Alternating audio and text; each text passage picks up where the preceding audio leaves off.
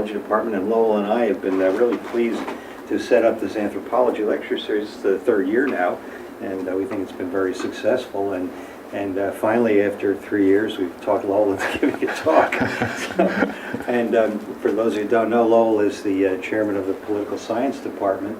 He's a graduate of Northport College in Chicago, and then moved on to University of Virginia for his master's degree and PhD, and then actually taught there for a couple of years, but he just told me that his chairman went off on some kind of diplomatic mission, and Lowell was hoping that he would not come back.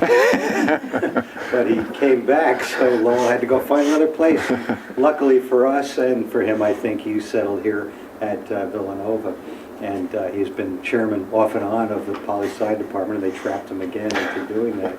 So tonight we're going to, I hope, learn about how a person who's interested in the political science of Latin America kind of migrated a bit into an interest in anthropology, and he's going to talk to us tonight about when did culture begin.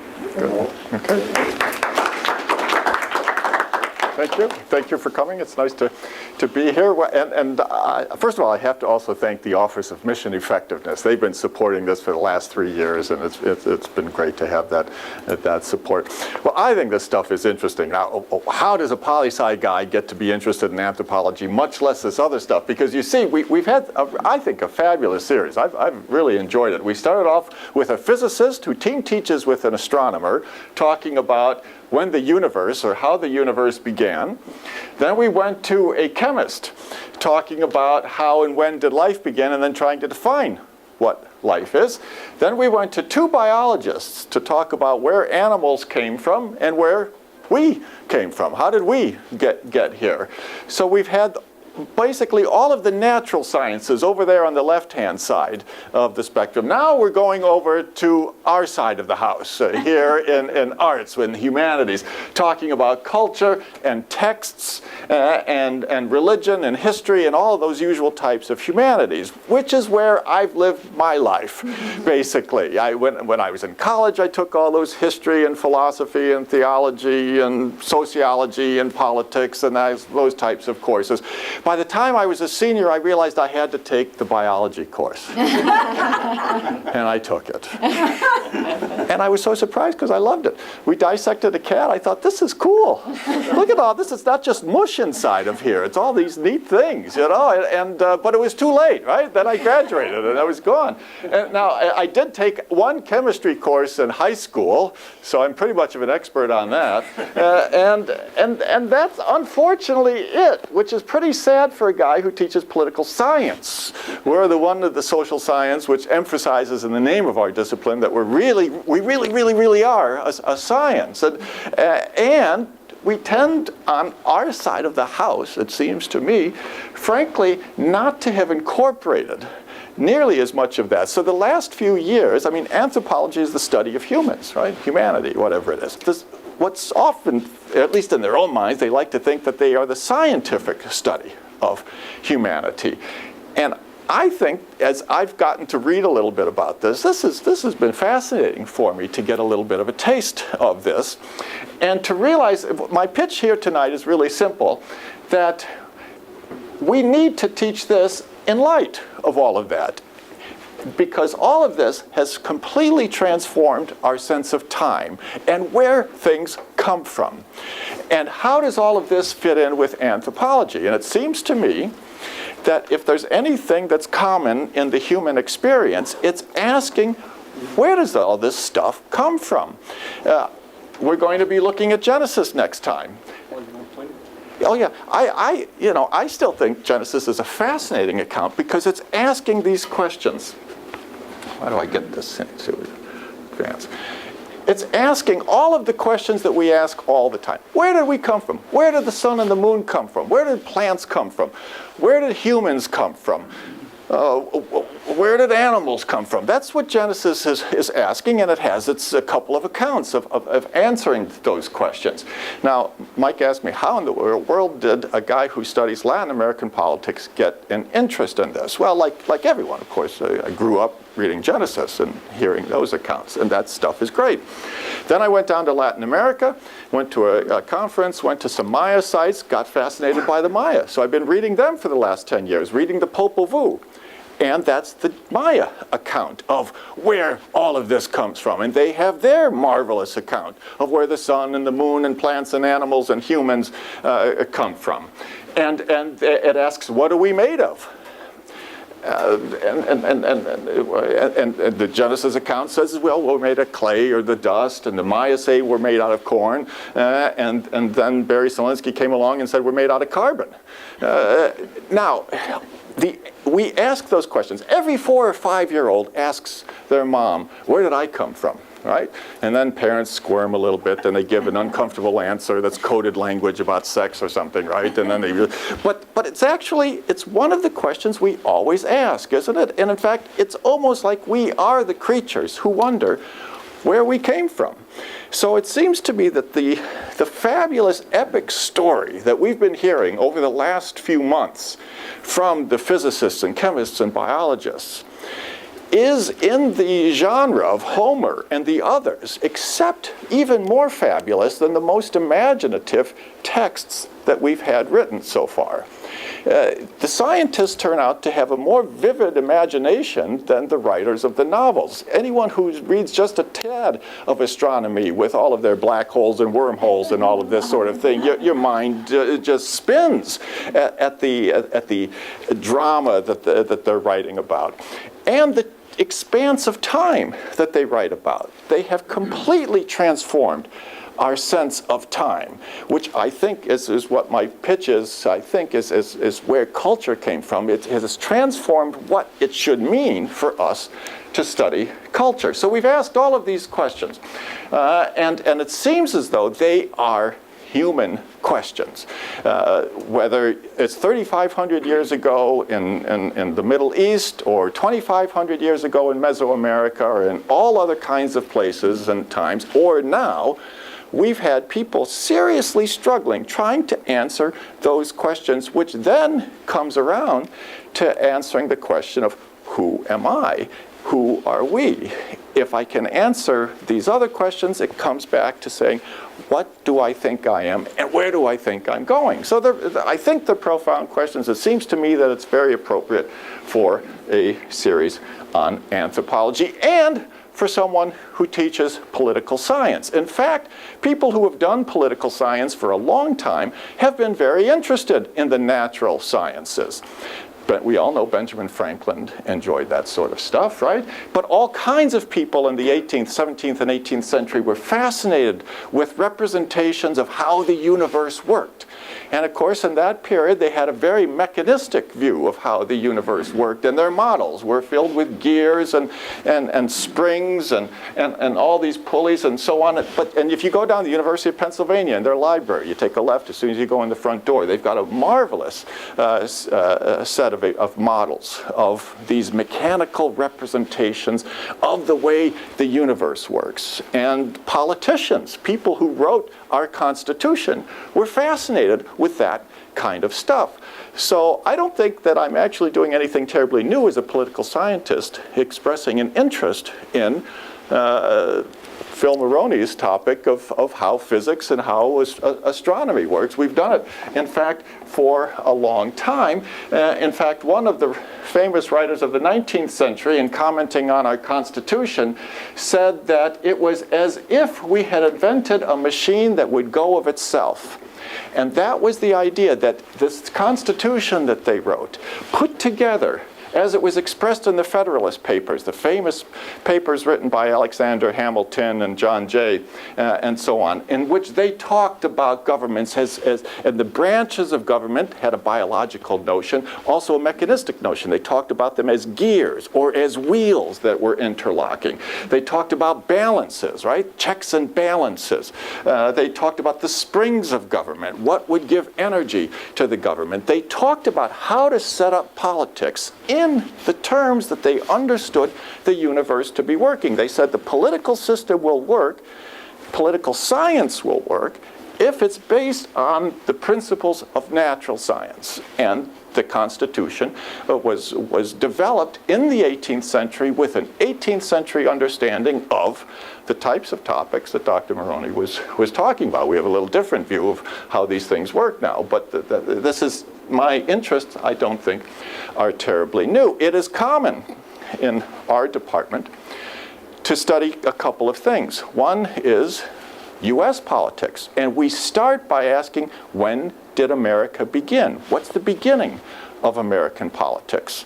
And it's that Constitution. When did America begin? It began in 1787.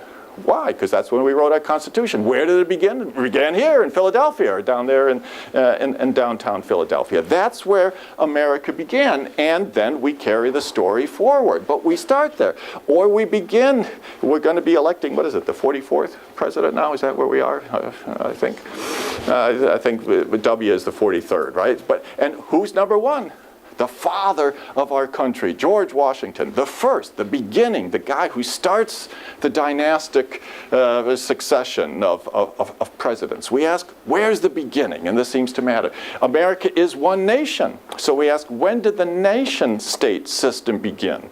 And we go back to its beginning, 1648 with the Peace of Westphalia after the 30 Years' War, in which we have all of this history. But that's the typical beginning of the nation-state system, which then spreads throughout the world.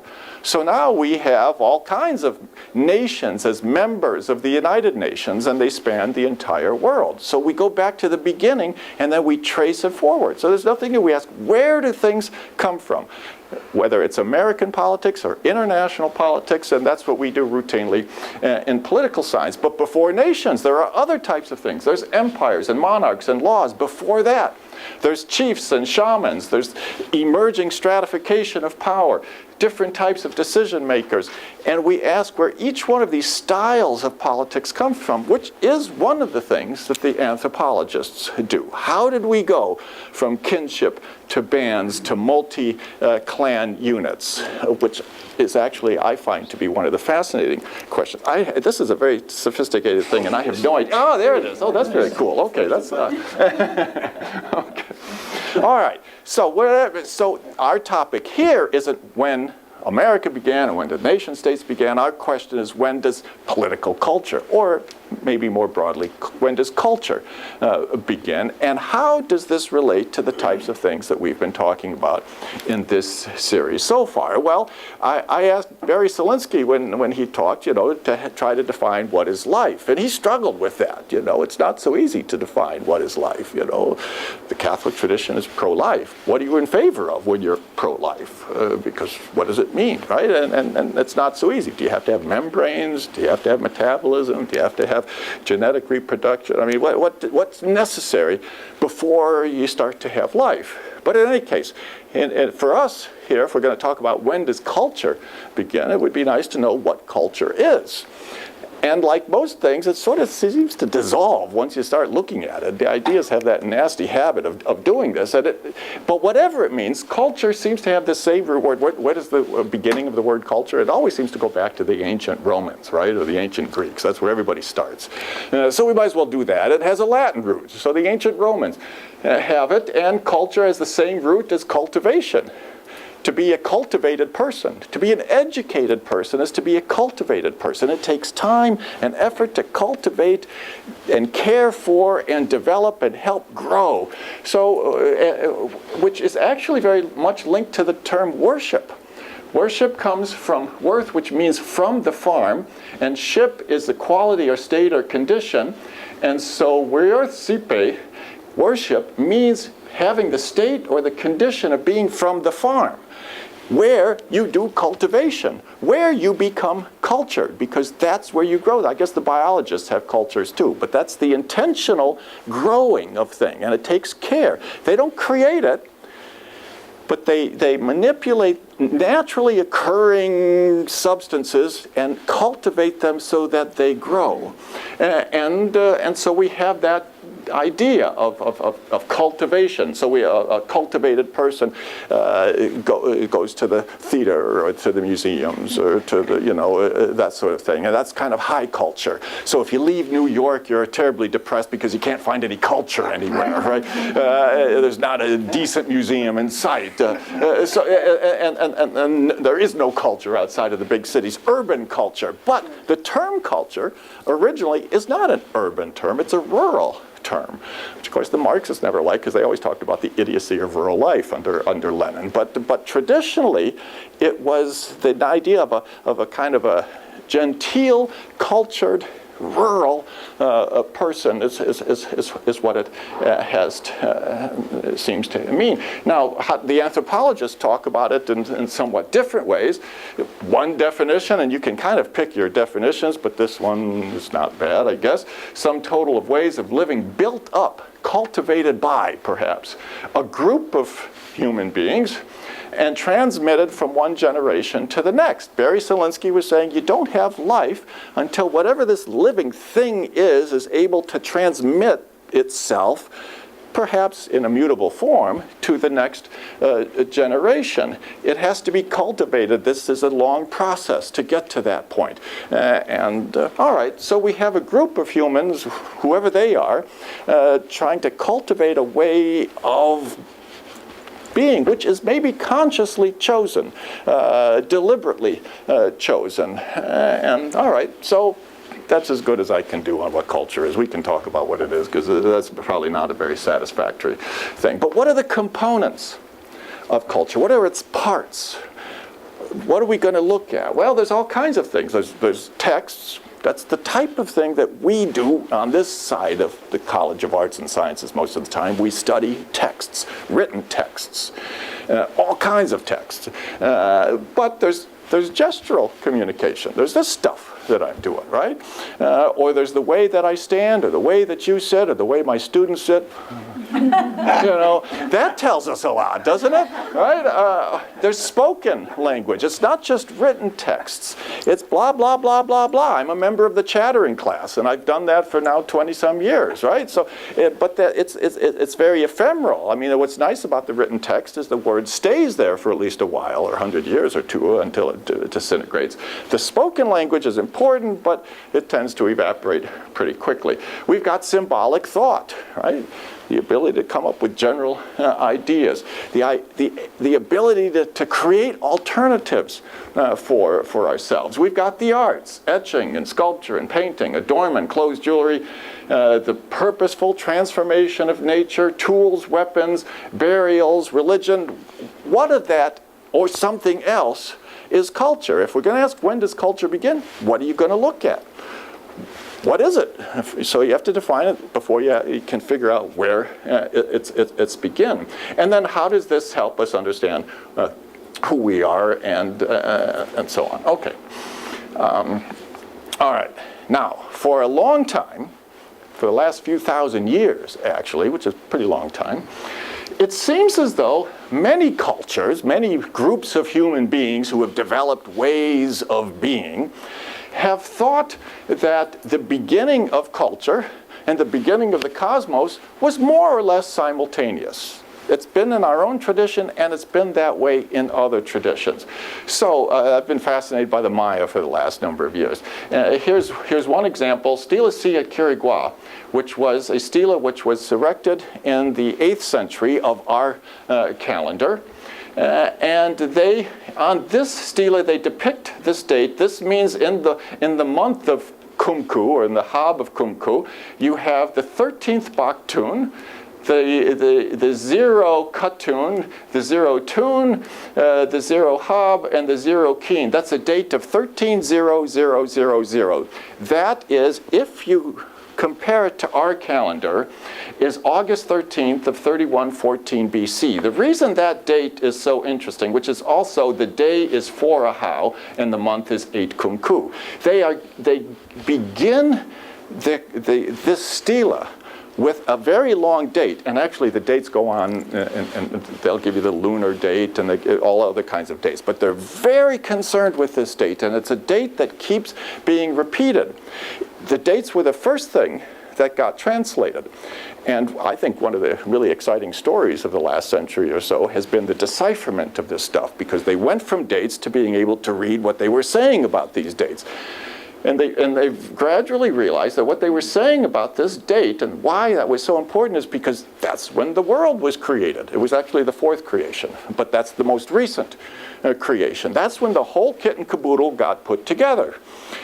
And so, yeah, it's obviously a pretty important date. And this guy who happens to be the king, Washak-Lahunu Ba-Kawil, he's a big shot because he's now participating in these acts of creation. But what's important about that is the story of the Popol Vuh is a story not unlike our own Genesis account of where all of this natural stuff takes place, how the universe gets here. And then it follows up with what has to happen before humans get here. And then it tells us what it means to be a good human. That's kind of the point of this. What are you supposed to be like when you're a good human? And what the gods want you to be. That's the whole point of what they're getting at. But not unlike our story, it was all done in order. It wasn't just poof, everything was there. This happened, this happened, this happened, this happened, and then we got humans. And then they were supposed to do what they were supposed to do. And it took a long time, and the gods kept making a lot of mistakes, but they finally got the thing right on this date. And people finally started doing what they were doing once they were created properly. The gods created other types of humans who didn't work out, and they destroyed them all. But we are the humans that worked out. And we were created at once, and we started finally doing all the things we were supposed to do, carrying out all of the religious and pious rituals of keeping the dates and so on. So because culture and the cosmos get created pretty much at the same time, people start out ready to go right off the bat. And of course, we're pretty familiar with this idea of culture, humanity, and the cosmos being created pretty much within a well-defined period of time, about 5,000 or 6,000 years ago. That's, the Maya seem to think this, 3100 BC, it's about 5,000 years ago. We all know about James Ussher, famous archbishop. I mean, he went through a very, checking all the dates of the generations and so on, and he figured out that according to the biblical accounts, the world was created in 4004 BC. A few centuries different from the Maya, but it's more or less the same number of millennia ago. St. Augustine was fairly skeptical of those who haven't properly understood that not more than 6,000 years from his time had passed since all of this was created. As I understand it, the Jewish calendar today, I think, is 9 Adar 5768, if I've got it straight, and I probably don't. But what's year zero in the Jewish calendar? As I understand it, when the world was created. It's with Adam and that whole business. Now, the Christian calendar doesn't begin with the creation of the cosmos. It begins with the new creation of Christ. So why do we live in 2008 now? Because it's been that long, not since the creation of the cosmos, but since, of course, Christ came. But in any case, we still accept, here's the great Christian thinker, and Augustine, who still sees the creation of the cosmos and of humanity, which has to be recreated later on. But the cosmos and humanity were created at once, so we didn't have to ask. It would be a silly question before a couple of centuries ago to ask, when did culture begin? It would make no sense. Culture began when the cosmos began. What's the question? What's there to ask? But because we've had a complete transformation of the notion of time and development and evolution, not just of species, but of the whole cosmos, all of a sudden now this becomes a question. When did we become cultured? When did we start cultivating a way of being that we would call human? Well, all right, for us on the art side of the house, I would argue that we haven't changed the way that we study culture since the days before we had this new understanding of the length of time. We're still thinking here in times of millennia rather than of 12 billion years, because we study texts. And for us, as a rule in humanities, we study written texts. The study of culture is the study of written texts. we have a ton of great courses, and I've taken most of them, it seems like, over the course of my life. And we talk a little bit about the beginning of writing, and there's a few counting tokens 9,000 years ago. Then these tokens start to be inscribed, and they start to look like writing in Sumeria, 5,000, 6,000 years ago, whatever it is. And then we start to have some stories. A couple thousand, be 4,000 years ago, more or less. We perhaps have the writing of this wonderful story of Gilgamesh, kind of a coming-of-age story of growing up and maturing. It gets written down. And we finally have a text where we can start writing. And it's from this period that, generally speaking, we begin our study of culture, because that's what culture is. It's a study of the written texts, and those are incredibly important, and enormous amount of fascinating stuff with that. So it seems to me that de facto, our answer to the question of when does culture begin is it began about 6,000 years ago. Does that sound like a familiar date? It's when we thought the cosmos had been created. Now we've sort of given up on that. We accept. Phil convinced us. It's not 6,000 years ago. It's here. I thought it was 14 billion. He came in. He says, no, you got to lop 2 billion off of that. It's more like 12. It's much more younger than I thought. But okay. But that's a pretty different figure. That would have shocked the Maya, shocked the ancient Hebrews, shocked the medieval Christians. It shocked all of us, and it continues to shock a lot of us. All right, so we all are familiar with the Genesis account, a great written text which deals with these fundamentally human questions about where does all this come from? Where do people come from? Where does my nation come from? And it gives its account of that. An oral tradition, which had been around for a long time, written down, who knows, 1,000, 1,500 years BC, more or less.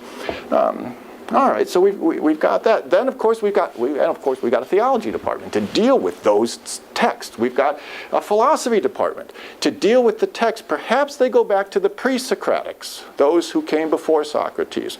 But certainly we have lots of, and perhaps it goes back as far as Homer with the Iliad and the Odyssey, and then the pre-Socratics and so on, and then going on to the Socratics and, of course, to Plato and Aristotle, and then everything since then. The whole written philosophical record. So the study of culture, the study of religious texts, philosophical texts, Thucydides, historical texts, that's what the study of culture is the study of texts, which goes back 5,000, 6,000 years, more or less. We are still studying culture as if the world was created 6,000 years ago. That's how we're studying culture. Now, the problem with the idea of studying culture as a written text is, of course, this problem of what we're doing right here, speaking and listening, which is what, it turns out, people have done and other critters have done for a whole lot longer than we had written texts. If you're going to limit your study of culture to written texts, you lop off the vast majority of the human experience and the experience, of course, of maybe other cultures, if other animals have cultures. Now, in our religious texts, we talk about this. In the beginning was the Word, but it wasn't the written Word. It was the spoken Word, right? In Genesis, it says God said. It didn't say God wrote. Right? And in fact, God isn't understood as a pen. God is understood as a wind, right? It's the breath of God. For Christians, it's the Spirit of God, the Spirit, right? But for the ancient Hebrews, right, it's not surprising that there would be the parting of the Red Sea, because God is a breath, a really strong wind, which we get a little bit. We get the breath of God breathed into our clay, so that's how we got to be alive. But so when God says, you could almost say that God breathed, let there be life, and a wind came and there was light, right? I mean, that's the imagery, which is a wonderful imagery. So the word wasn't written, it was spoken. So even in our own texts, the emphasis isn't only on the written word, it's on the spoken word. So when did the spoken word begin? Now, according to the text, as soon as Adam and Eve get created, they start talking, right? Immediately. And they start talking about sophisticated things, good and evil and all of this kinds of stuff. They are created and they immediately talk about full-blown, abstract, and important types of concepts according to the text. But if culture begins with spoken language as opposed to written language, then instead of trying to date when texts were written, then we start dating, well, when did we start speaking? When did the spoken word begin? Well, it's hard to know. At least we got some texts to try to analyze. We got something to look at and to date. And you can do, I guess, carbon dating with these texts. I mean, you dig them up and locate where they were dug up and so on. How are we going to date spoken language, which vanishes? There's no fossilized words to dig up. Mike was telling us last time how few fossils we have to begin with of bones, right? Put them in a pickup truck, and that's about what we've got to base our thought on. But there's not even one fossilized word. So how are you going to study this? In fact, the Paris Society of Linguistics in the 19th century very sensibly said, we're not even going to ask the question because we do nothing but fight about it, and we can't figure it out anyway, so we're not going to ask the question. Don't bring it up. We won't talk about when. So if they said that, let's us put that question aside just for a little bit and ask about something else. All right. So if culture isn't just about written text, but we have to do something else, well, here's another cultured thing, to go down to the art museum.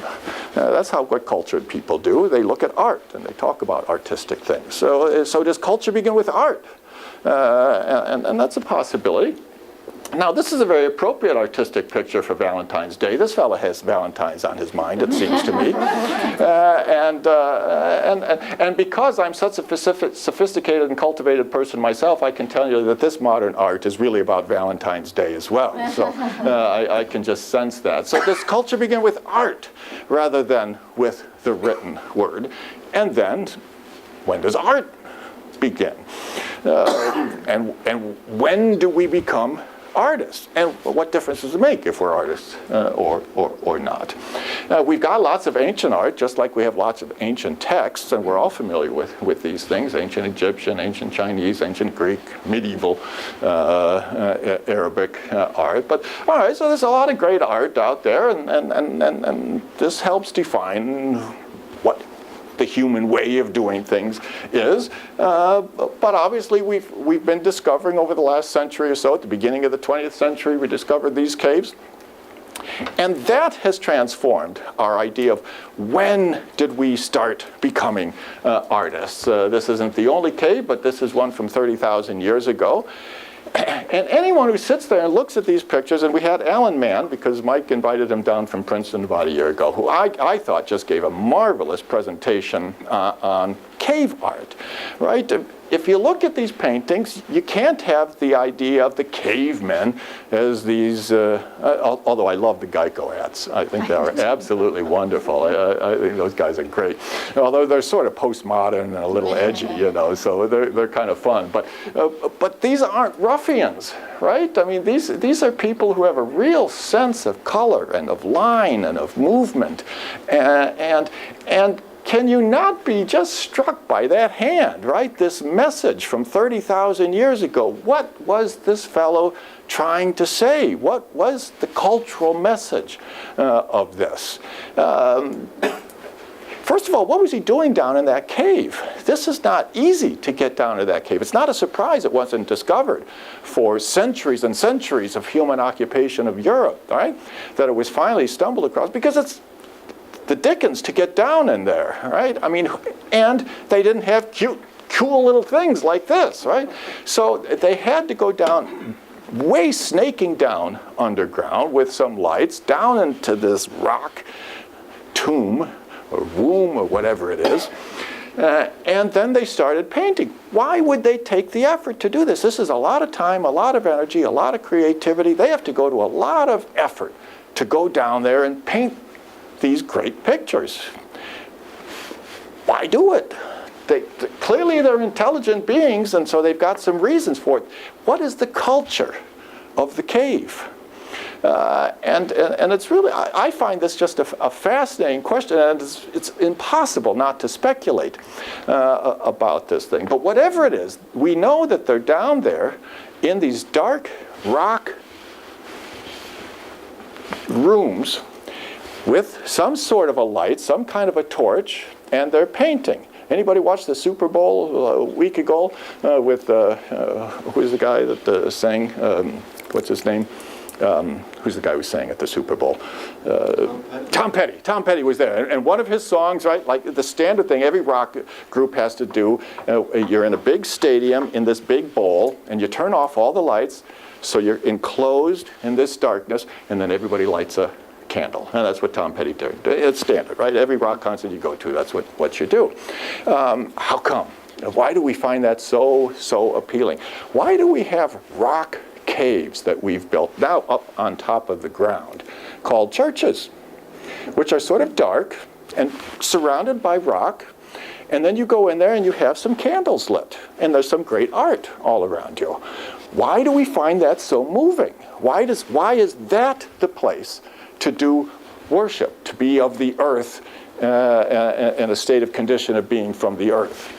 Well, is it so much different? Is it so ununderstandable what these guys were doing? Now, why did they go down into the earth and draw animals? Nobody knows. That's the short answer. But it's fun to speculate, and professional anthropologists wouldn't, because they're very careful about what they do. But this is the advantage of not being a professional anthropologist. You can speculate and make stuff up. But why are they doing it? Is it you just can't get that question out. What is the culture of the cave? Well, it seems to me if they're doing if they're hunting, and of course most of our human experience, we're not hunters, we're scavengers. But we do finally become hunters. I don't know when it is, 100,000 years ago or something like that, 50,000 years ago, whatever it is. And we start to become. But if you're hunters, what's the first thing you notice when you have a bow and an arrow and an animal bleeds and then it dies? The first question is, where'd the life go? There's an obvious difference. It was running around, now it's laying on the ground dead. It used to be alive, now it's dead. Where did the life go? Well, the blood left. The life must be in the blood. Where'd the blood go? Blood went down there. Where'd the life go? Must have gone down there. The spirits, the life force, must go down there. That's where the lives are. So you might as well follow them. What's the other thing that you think about after you go hunting? Now, usually, if I go out and I kill something, I figure it doesn't want to be killed, and someone's going to be mad about it, right? Don't I have to go and make peace with some animals because the spirits are down there? I don't know what it is, but they go, for whatever reason, they go down, and then they put their hands on the wall of the cave. Now, why is he doing that? And he spits, right? He's got this ochre in his mouth, and he spits around his hand, and he leaves this message. Or he's doing something here. What's the culture here? I mean, nobody knows, right? Is he waving at us? Is this a wave from 30,000 years ago? Why is he touching that rock? Well, the spirits have gone down there. Aren't they just, if he's trying to get in touch with them, aren't they just past there? Or maybe he's giving them a place to live now that their body is gone. I don't know what's going on. But there's a lot going on here. I mean, this is a prehistoric Sistine Chapel. And there's a sophisticated set of symbols. It's a sophisticated culture with meanings. Who's down there? Is it one artist by himself? Or is it a bunch of people who are somehow carrying out some kind of a ritual? Are they all holding their candle during a Tom Petty concert down there in the cave? And is he leading the ritual? Or is it a private experience? Well, we don't know. But whatever it is, these are sophisticated ideas. Also remember, of course, the cognitive sophistication that's going on here. There's no horses down in the caves, right? He's not drawing by looking at it. He's drawing completely from memory. He, she, whoever it is, the artist is drawing from memory.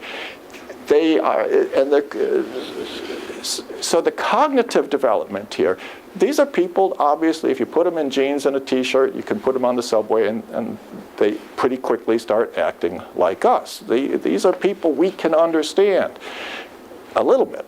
And what's so intriguing about this art is to try to get some sense of what's the culture that this art seems to be expressing. How had they cultivated a way of being human, and how does it continue on, perhaps to be influential to us? Well, either around that time, but before that time, it's not just painting on walls, it's portable art that they're making. They're carving. They're not just painting, they're carving. And they're carving ivory, they're carving stone, they're starting to, even some ceramics, some tusks. And we've got all kinds of different types of portable art being produced at this time, from 20,000 years, 30,000 years ago. So-called Venus figures, and everyone speculated about what's the culture here. Is this early pornography? Are these produced by men who are thinking about their, whatever? Is this a Valentine's Day type of thing? Or are these produced by women? Some people have suggested this might be more like what a pregnant woman's body looks like to the woman. Maybe she's making it. Maybe she's trying to ask for some help. She knows that one of the bad parts, I guess, about these big fat heads that we've got is the dangers of childbirth, right? I mean, this is one of the great problems. For the Aztecs, of course, there were two ways we got butterflies. It was from the souls of dead warriors and the souls of dead mothers. They each faced extraordinary dangers and painful experiences. And the fear of childbirth is well placed. Maybe you've got so many of these so-called Venus figures, which aren't Venus because it has nothing to do with love. Maybe it has to do with fear, and fear of what's coming up here, and hope that we can get through this period and then live to see the baby survive. Or maybe it's something else. But whatever it is, there seems to be a lot of these female figures. There's a lot of these animal figures, a lot of geometric figures from 20 and 30,000 years ago. Chevron signs and all kinds of other types of signs. What are the meanings of those types of repeated geometric shapes? What does that mean to them? What's the culture of the art? What is the culture of these so-called Venus figures? And then, of course, of the animals? Well, we don't know. But it was, at least we can be pretty confident, it was a culture, right? I mean, it's hard to imagine it wasn't. And it's a well-developed culture. These are being found throughout Europe. And later, in a later historical period, they're found throughout Mesoamerica. This is not just an isolated experience. This is a widespread phenomenon. Oh, well, then we have these important cultural artifacts about this time. And this is the way it was 1 million years ago here. So, okay. So that's one set of artifacts. Now going back, when did we become cultured? When did we start, whatever it means to be cultured, when did we self-consciously begin cultivating nature? Finding alternatives, finding ways to make it work for us, finding alternative imagery for what it was. I guess I should have said something about that. Let me go back to this slide here. This guy here, I really love this fellow here. It looks like it's kind of a lion's head or some kind of a animal head, except he's standing upright. He's a bipedal lion, right? Now, that seems to be in the shamanistic tradition. Shamans forever have been fascinated. They've always gone on imaginary journeys of some sort, and putting together shapes and different body parts and experiences that others haven't put together. Now that strikes me as perhaps one definition of cultures. When did we start imagining putting together things that aren't there in nature? When did we start thinking not just about what what we've received, this is what I'm given, but how do I play with what I'm given? How do I look at an animal and a person and imagine putting them together?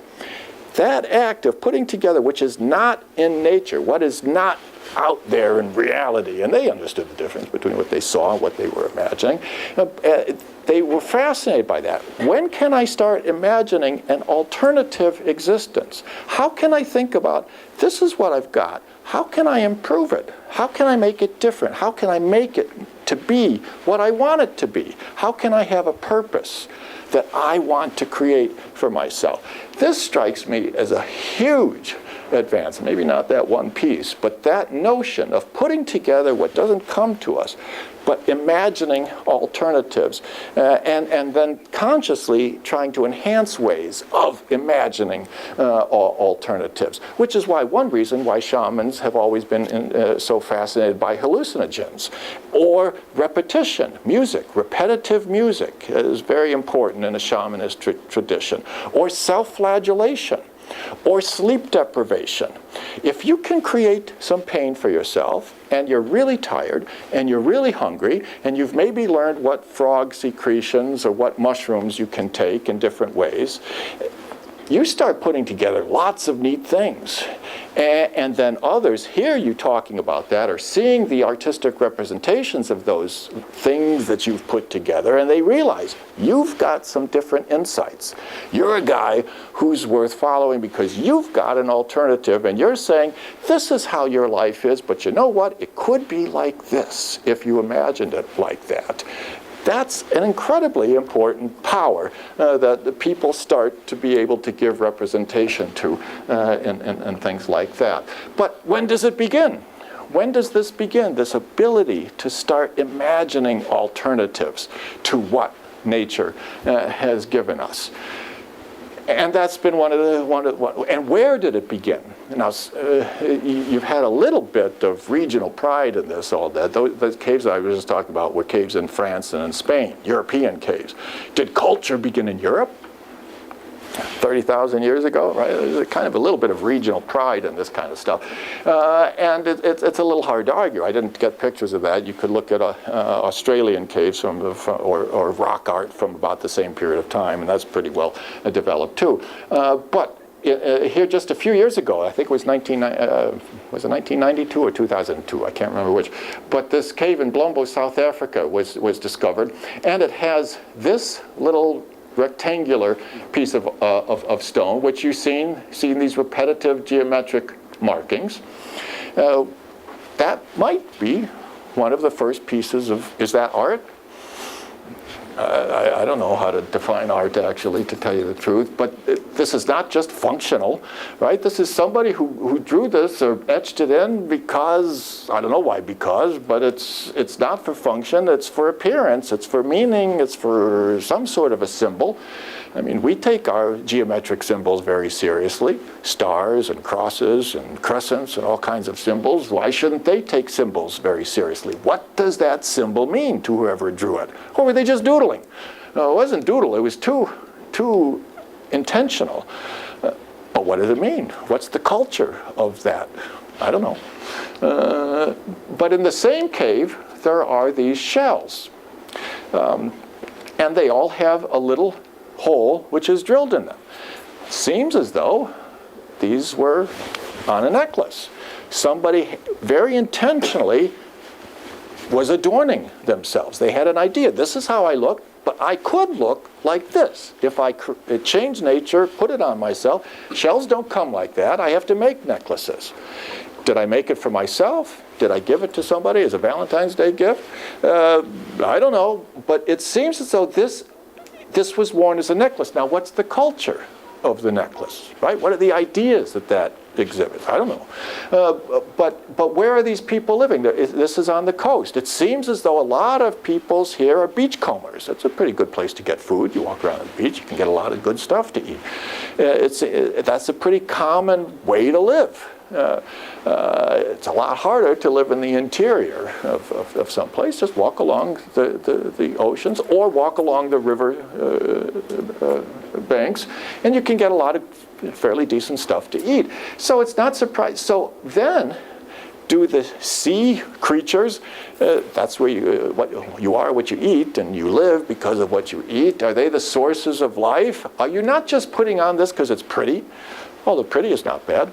But are they kind of symbols of life, right? And are you taking on some sort of life-giving powers if you wear that? I don't know. But what's the meaning of that? What's the culture? What's the human way that's being cultivated in putting on this necklace 75,000 years ago? And how should we interpret this? And have we taken any courses on that? Or go back a lot further. You want to jump back? We were at 75,000 years ago. At that point, we're talking about Homo sapiens. Mike Zimmerman was talking about the different periods of different types of hominids last time. And, we start to have Homo sapiens, 150, 200,000 years ago in there somewhere. So Blombos, it sure looks like we're talking about Homo sapiens. You jump back 2.5 million years ago, we ain't talking about Homo sapiens anymore. We're talking about something else, something that doesn't look like we do in jeans and a t-shirt. But what are they doing? Now, that's functional. We're not hunting at this point. We're probably scavenging. We're digging up roots and tubers, or we get the carcass after the real hunters have been done with it, and about all that's left are bones, and so I gather then about all you can do is break the bones and eat the marrow inside. Hi, honey, want some marrow? Talk about a Valentine's Day gift. And so they're used for this type of stuff. So it's very functional, but it's really hard, at least for us, not to get a certain sense of pleasure from those nice curves, those nice lines. Isn't that pretty? Did they take any pleasure in its shape? Was that art, or was it a tool? In either case, the tool is a self-conscious alteration of a rock so that it can perform a function that you want it to perform more efficiently. You've changed nature and make nature work for you in a way that's not natural. God didn't give them that in that way. He gave them rocks, right? They had to change it. They had to imagine to do that. It's a very deliberate process and a very skilled process. I don't know how to make that thing. You put me together with a couple of rocks, it doesn't turn out looking like that. These guys had skill, right? And you have to be impressed by that. That's 2.5 million years ago at the Olduvai Gorge, right? Of course, this is Mike had lots of great cartoons, so I had to throw in one. That's all I had was one. Still in its early stages, the Olduvai pothole claims its first victim. Oh well. But he was walking. Now here's some wonderful prints. It looks like an adult and a child, right, walking down the beach or wherever they're walking. Probably an adult and a female. Oh, is that male and female? Because they're very marked sexual dimorphism. Oh, okay. Well, then we've really got a Valentine's shot here. They're out for a stroll. This is a stroll on the beach. And it's hard not to imagine that they're enjoying their stroll. Are they going anywhere really with determination? I don't know. It doesn't look like they're running from any beast here, right? They're taking a stroll. They're enjoying each other's company. I don't know what they're doing here, but that's a wonderfully evocative photo, isn't it? And what is the culture of the relationships between these non-human hominids? These are very different. I mean, their brains are, a quarter the size of ours? They're, half the size of us? These are different critters. So, are we the only ones with culture? Or do other species have culture? Well, if this is culture, they're a different species. We probably couldn't interbreed with them if we were transported back into time, right? What does that mean then? Is culture limited to the question about what does it mean to be human? What does it mean to be an Australopithecus or whatever, right? I mean, so we've gone that far. Now, that's material culture. Let's just make a couple of more comments before I stop, and I really should stop, but this is the problem being a professor. You can just kind of blah, blah, blah forever. But did culture not start with written text, or maybe even with art, or maybe even with tools? Does it start with communication? Now, here, being a political scientist, I shouldn't get into topics I know absolutely nothing about, like biology, but I gather one of the questions for the evolutionary biologists is, how come we did develop the way we did? Frankly, why did we get these big heads? That's one of the things that marks us as being human, is our brains. We take a lot of pride in our heads, right? It's a big deal for us. That distinguishes us from. So why do we have them? What's the point? What advantage did they give us in this rough and tumble world of survival on the East African plains? Why do we have that? Well, maybe maybe our communication, our ability to communicate with each other, is our most important tool, our most important weapon, if you will. I don't have any good talents. I can't claw anything. I got no good teeth. Can't bite anything worth, that's not already pretty soft. I can't run very fast. What's our maximum speed? 25 miles an hour as humans, or 35 or something like that. Cheetahs go what, 85? I lose every single race there. So I don't have a good shell. I don't have any good defenses. What good are we? What do we have, right? I mean, we've got no good weapons. And it's a rough world out there, right? So how are we going to compete? How are we going to survive? And maybe it's our ability to organize, our ability to be social. Aristotle's famous for saying man is a social animal.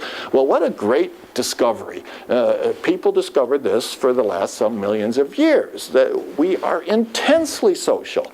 Why is ostracism seen as such a deadly punishment by the ancient Greeks? Because it is a deadly punishment throughout almost all of history. The mountain man individual doesn't survive, right? We survive in groups. We depend on each other. We depend on social relations. We depend on cultivating a human way of being. That's what gives us our survival. Maybe, men have always been asking, what do women want? They seem to want us to talk to them. Or sing them a song, or draw them a picture, right? They want us to communicate. Do you have to do that? But communication is one of our most important tools. And perhaps if you can communicate and organize more efficiently, if you can imagine a better way of organizing and communicating, you might be able to live another day a little bit more likely than you would otherwise. And maybe that's what stimulates us or gives us an advantage. I don't know, but in any case, the brains do get bigger for a while. But they don't keep getting bigger. I gather they kind of stop getting bigger. Neanderthals had bigger brains than we did. Yeah, so this idea, all the futuristic movies, we all got these heads like this, that doesn't seem to be based on. I mean, it seems like we got about as big as they could give us an advantage for, and they, in fact, even got a little smaller in the last 100,000 years or something like that. But in any case, they're still fairly big relative to where we were 2-3 million years ago. So we have this communication, which is not written. When did it start? I don't know when it started. But it started a long time before 6,000 years ago. And what form of communication was it? Was it spoken language in a grammar and a syntax? Or was it this kind of stuff? Why do we all have to do this when we speak, right? How come I can't just do this and talk like a normal kind of person would, right? But it's not normal, right? We do this. And maybe we did this before we started having syntax. At least that's Corvallis's argument from hand to mouth. He says we start out with a rich gestural language, and we still do that, right?